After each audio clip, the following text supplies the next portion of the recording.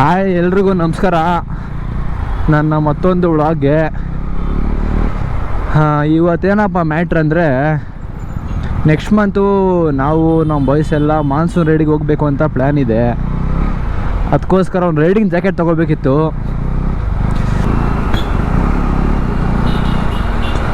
ಬನ್ನಿ ಫ್ರೆಂಡ್ಸ್, ಹಂಗೆ fuel ಹಾಕ್ಸ್ಬಿಡೋಣ. Fuel ಬೇರೆ ಕಮ್ಮಿ ಇದೆ, ಆಮೇಲೆ ಎಲ್ಲರೂ ಆಫ್ ಆಗೋದ್ರೆ ಕಷ್ಟ.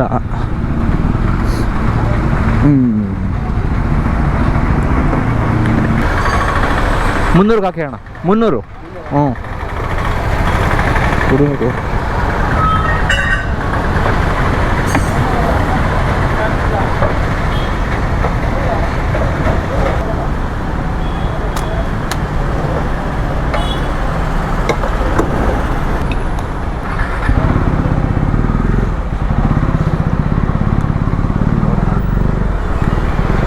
ಬನ್ನಿ ಹೋಗೋಣ.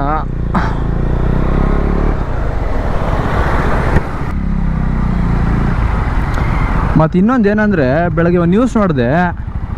ಪಾಪ ಯಾರೋ ರೈತರು ಮಗ, ಅವ್ರ ಅಪ್ಪನ ರೈತರು, ಪಾಪ ಅವರು ತಂದೆಯವರು ಕರ್ಕೊಂಡ್ಬಂದು ಕಲ್ಕಿ ಮೂವಿ ನೋಡೋಣ ಅಂತ ಕರ್ಕೊಂಡ್ಬಂದ್ರಂತೆ ಅವ್ರ ಮಗ. ಅದೇನೋ ಪಾಪ ಅವರು ಪಂಚೆ ಹಾಕಿದ್ರು ಅಂತ ಒಳಿಕೆ ಬಿಡಲಿಲ್ಲ ಒಂದು ಜಿ ಟಿ ಮಾಲ್ ಒಳಗಡೆ. ಈ ಥರ ಎಲ್ಲ ಮಾಡಿದ್ರೆ ಹೆಂಗೆ?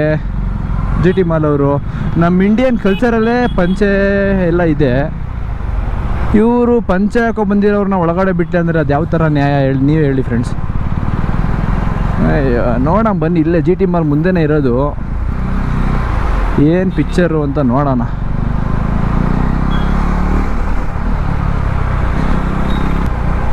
ಏನಪ್ಪ ಇದು ಇಷ್ಟೊಂದು ಟ್ರಾಫಿಕ್ ಆಗೈತಿ ಇಲ್ಲೆಲ್ಲ. ಸ್ಟ್ರೈಕಿಗೆ ಏನಾದ್ರು ಮಾಡ್ತಾವ್ರ ಒಳಗಡೆ?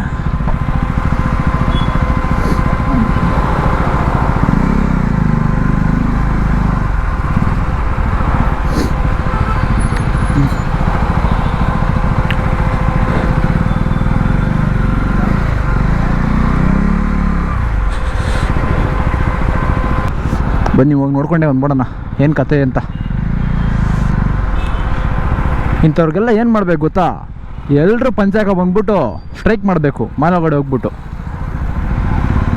ಅವಾಗ ಏನು ಮಾಡ್ತಾರೆ ನಾವು ನೋಡಬೇಕು. ಓಹೋ,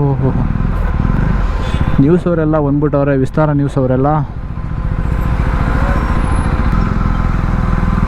ಎಷ್ಟು ದುರಂಕಾರ ಇರಬೇಕು ಹೇಳಿ ಫ್ರೆಂಡ್ಸ್ ಇವ್ರಿಗೆ. ರೈತರು ಪಂಚಾಯಕ ಬಂದರು ಅಂತ ಬಿಟ್ಟಿಲ್ಲ ಒಳಗಡೆ ಅಂದರೆ ಇನ್ನೇನು ಜಿ ಟಿ ಮಾಲ್ ಇದು? ಏನು ಮಾಲ್ ಇದು? ಅದು ನಮ್ಮ ಲ್ಯಾಂಗ್ವೇಜು ಅಲ್ಲ, ಪಿಕ್ಚರು ಬೇರೆ ಭಾಷೆ. ಅದು ನಮ್ಮ ಕನ್ನಡದವ್ರು ನೋಡೋಕೆ ಹೋದರೆ ಈ ಥರ ಮಾಡಿ ಬಿಡೋಲ್ಲ ಒಳಗಡೆ. ಬನ್ನಿ ಫ್ರೆಂಡ್ಸ್, ಅದೇನು ನೋಡ್ಕೊಂಬಂದ್ಬಿಡೋಣ ಗಾಡಿ ಹಾಕ್ಬಿಟ್ಟು ಏನು ಅಂತ. ಸಖತ್ ಕ್ಯೂರಿಯಾಸಿಟಿ ಆಗಿದೆ ನನಗಂತೂ ಒಳಗಡೆ ಹೆಂಗಿದೆ ಅಂತ. ಬಾಮಚ್ಚ ನೋಡೋಣ ಏನು. ನೋಡಿ ಫ್ರೆಂಡ್ಸ್, ಇಲ್ಲಿ ಎಷ್ಟು ಜನ ಪೊಲೀಸವ್ರೆ. ಅವ್ರು ಬಿಡ್ಲಿಲ್ವಲ್ಲ, ಅವ್ರು ಅಲ್ಲೇ ಅವರೇ ಫಸ್ಟ್ ಮಿಡಲಲ್ಲಿ, ನಿಮ್ಗೆ ಕಾಣ್ತಿಲ್ಲ ಅನಿಸುತ್ತೆ ವೀಡಿಯೋದಲ್ಲಿ, ಅಲ್ಲಿ ಮಿಡಲಲ್ಲಿ ನಿಂತವ್ರು ಅವರು.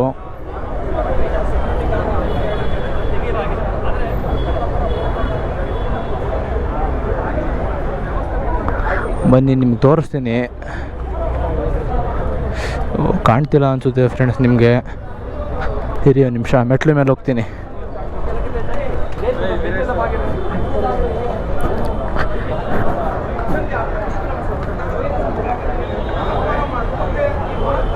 ರೂಪೇಶರ್ಧನ್ ಅವರು ಒಳ್ಳೆ ಕನ್ನಡ ಅಭಿಮಾನಿ. ನಾವು ಊಟ ತಿಂತಿರೋದೇ ಅವರಿಂದ, ನಮ್ಗೆ ಅನ್ನ ಆಗ್ತಿರೋ ದೇವರವರು. ಆಡಳಿತ ಮಂಡಳಿ ಕೂಡ ಕ್ಷಮೆಯನ್ನ ಕೇಳಿದ್ರು ಕೂಡ ರೈತನನ್ನ ಮಾಲ್ಗೆ ಕರೆದುಕೊಂಡು ಬಂದು ಇಡೀ ರಾಜ್ಯದ ಜನರಿಗೆ ಕ್ಷಮೆಯನ್ನ ಕೇಳಬೇಕು ಅನ್ನುವಂತಹ ಒತ್ತಾಯವನ್ನ ಈಗ ಸಂಘಟನೆಯವರು ಕೂಡ ಮಾಡ್ತಾ ಇದ್ದಾರೆ. ಅದಕ್ಕೆ ಸಂಬಂಧಪಟ್ಟಂತೆ ಬೇರೆ ಬೇರೆ ಸಂಘಟನೆ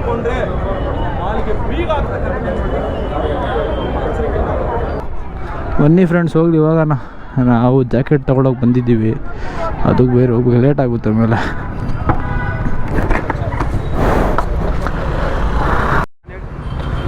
ನಮ್ಮ ಮೋಟೋ ವ್ಲಾಗರ್ಸ್ಗೆಲ್ಲ ಒಂದು ರಿಕ್ವೆಸ್ಟು ಏನಂದರೆ, ಈ ಥರ ವಿಷಯಗಳೆಲ್ಲ ಆದಾಗ ಇಲ್ಲೇ ಹತ್ರದಲ್ಲಿರೋ ಮೋಟೋ ವ್ಲಾಗರ್ಸ್ ಎಲ್ಲ ಬಂದು ಈ ಥರ ನ್ಯೂಸೆಲ್ಲ ಸ್ಪ್ರೆಡ್ ಮಾಡಿ ಜಾಸ್ತಿ ಅವೇರ್ನೆಸ್ ಕ್ರಿಯೇಟ್ ಮಾಡಬೇಕು ನಮ್ಮ ಜನಕ್ಕೆ. ಪಾಪ ರೈತರನ್ನ ಬಿಟ್ಟಿಲ್ಲ ಅಂದರೆ ಇದು ಯಾವ ಥರ ನ್ಯಾಯ ನೀವೇ ಹೇಳಿ? ಹಾಂ, ನಮ್ಮ ಸಿಟಿ ಮಾರ್ಕೆಟ್ ಎಷ್ಟು ಟ್ರಾಫಿಕ್ ಅಂದರೆ, ಇಲ್ಲಿಂದ ಜಸ್ಟ್ ರೋಡ್ಗೆ ಹೋಗಿ 1 ಅವರ್ ಕಾಯ್ಬೇಕು ಗುರು. ಅಷ್ಟು ಟ್ರಾಫಿಕ್ಕು ನಮ್ಮ ಬೆಂಗಳೂರು ಸಿಟಿ ಮಾರ್ಕೆಟ್ ಅಂದರೆ. ಆ GT ಮಾಲಿಂದ ಇಲ್ಲಿವರೆಗೂ ಬರೋಷ್ಟು 1 hour ಆಯಿತು.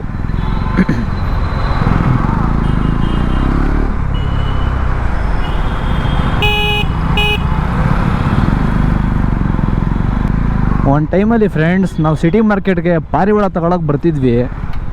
ಇವಾಗ ನೋಡಿ ಬೈಕ್ ಆಕ್ಸರೀಸ್ ತೊಗೊಳಕ್ಕೆ ಬಂದಿದ್ದೀವಿ.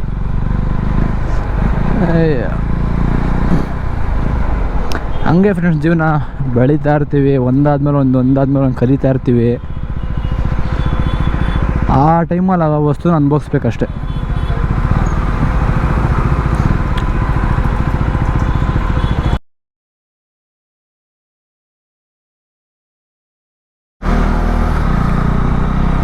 ಇವಾಗ ಜಾಕೆಟ್ ತಗೊಂಡೆ, ಅಲ್ಲಿ ಶಾಪ್ ಹೆಸರು ಬಂದು ಆಟೋ ನೇಟಿವ್ ಅಂತ ಕರೆಕ್ಟಾಗಿ ಗೊತ್ತಿಲ್ಲ ನನಗೆ.